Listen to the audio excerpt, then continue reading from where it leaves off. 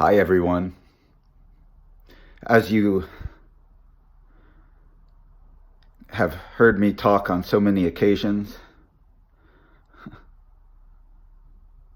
I'm not just spouting nonsense. My talks go somewhere. And in this talk, I wanted to branch out even further onto a limb. You'll think it's a limb, but this is really the center of everything. And talk about the Hundertwasser house. And now the first time you get keyed into Hundertwasser, the artist, you just sort of probably just view him as some fringe artist like all other fringe artists. But it's actually not the case at all. Hundertwasser was a master. He was an absolute master of his craft. And he was a polymath as well, a polymathic genius. And so you have his graphic art, and he was about as prolific as Picasso was as well, Hundertwasser. And although he wasn't doing anything like Picasso, and yet he's been pigeonholed as this sort of decorative style. It's not the case at all. He innovated. He was a great innovator within abstract art, and to me is a lot more exciting most of the time than Kandinsky, who was a little bit too cerebral, in my opinion. But, I mean, good as well. It's good, of course. Everyone, I mean, especially the first time you encounter Kandinsky, most people are impressed and love, to the point of enjoyment at least. They enjoy the work. And in many of his canvases, they're great works for Kandinsky, but what I was talking about was Hundertwasser, the Hundertwasser house, since he deserves even more credit as an architect, even though he wasn't as prolific as an architect as he was as an artist. The Hundertwasser house, one of the very few buildings he made, it's I think the only one he built in the U.S. as well. He came to the U.S. and built the Hundertwasser house here in California, in the Bay Area, the northern Bay Area, actually. It's called the wine country. And he built the Hundertwasser house. And, well, it's not on the scale of the Sagrada Familia or Casa Batlló or any of the great buildings by Antoni Gaudi. I mean, of course, nothing compares to the Sagrada Familia. I mean, that was Gaudi began a serious church with a long scale mission. He knew it was going to go well beyond his own lifetime to build. And that was the point as well. And that was one of Gaudi. Gaudi is just the greatest genius of the 20th century. He is the savior. Antoni Gaudi is the savior of creative arts in the 20th century. He is the great savior. He is the great life raft.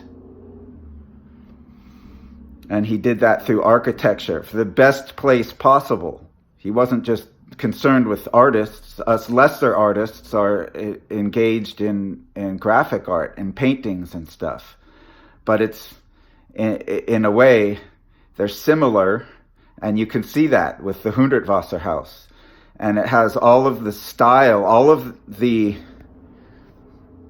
I shouldn't say style, I should say all of the passion and delight of a great building by Antoni Gaudi, except that it really lacks the scope. It's similar though, because both architects designed the windows, the lighting, the structure of the buildings, the metal gratings on the fences or the walls around it, every little detail, the furniture inside, the cabinets, the ceiling, the paintings on the ceiling, the paintings in rooms, the themes of rooms, the wood used, the lamps inside, the chandeliers. They went all out, and but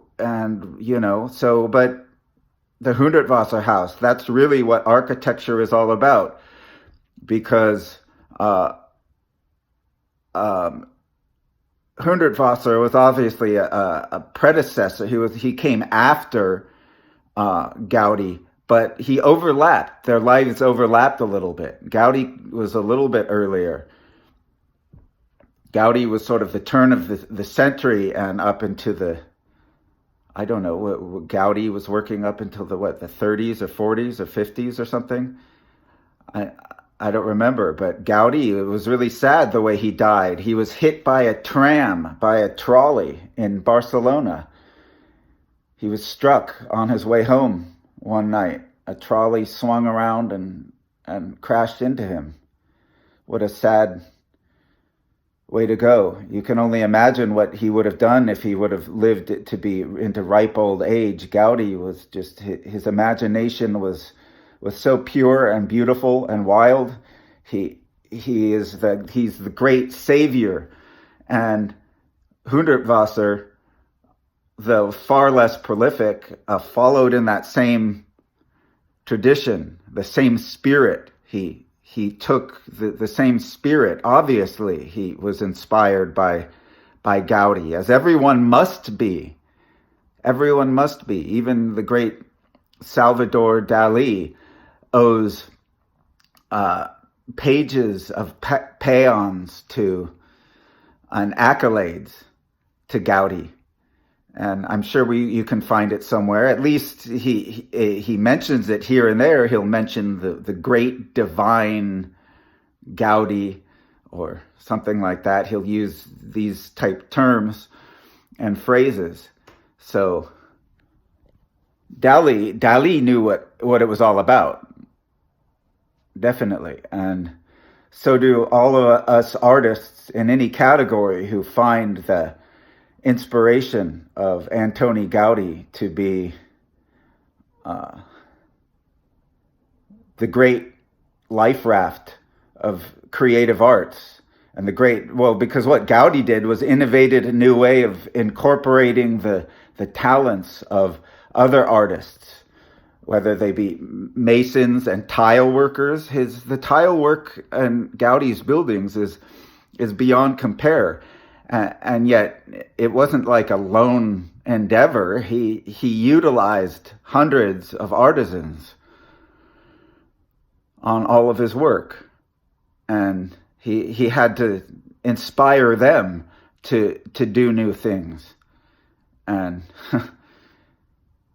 so it's more than just conceiving the idea. It's communicating the idea and then allowing a level of improvisation for the artisans themselves, and drawing in upon that reservoir that all of those artisans do. So in a way, he's not taking all of the credit, although the building is his. In history, he's taken the credit, but he's giving, allowing and tapping into the resources of the people around him and outsourcing his creativity so other people can join in on the endeavor of creating a beautiful building, like all of the buildings built by Gaudi and also his protege, Josep Pujol, who also carried on the spirit of Gaudi as well and learned from him. And although in a whole different culture, Vienna, Hundertwasser was obviously drawing upon the same currents of inspiration, and he was holding on to the same life raft, the life raft of Antoni Gaudi. Thank you for listening to me. Tell me what you think about creativity? Do you think that these creative innovators are life rafts and become the backbone of future inspiration for all other arts, for us to draw in and see the endless scape of new horizons and joy of expression that we can conceive and formulate through the arts? Is that how you see it? Do you see that these things are important and inspire us for all the world? Or do you think that it's just statistics are the only real truth, and that's the only thing that matters, and it doesn't matter what you say or do or build? You might as well just build a giant square rectangle box that you can stuff as many apartments into as possible, because then you can statistically make more money. What do you think? What are your thoughts on these topics about architecture and freedom of expression and the improvisation within the arts? Let me know. Drop your comments. I'm going to leave the comments open here, as I do on most videos, and I always welcome your reflections, your thoughts, and even your detailed ideas and elaborations. So, thank you.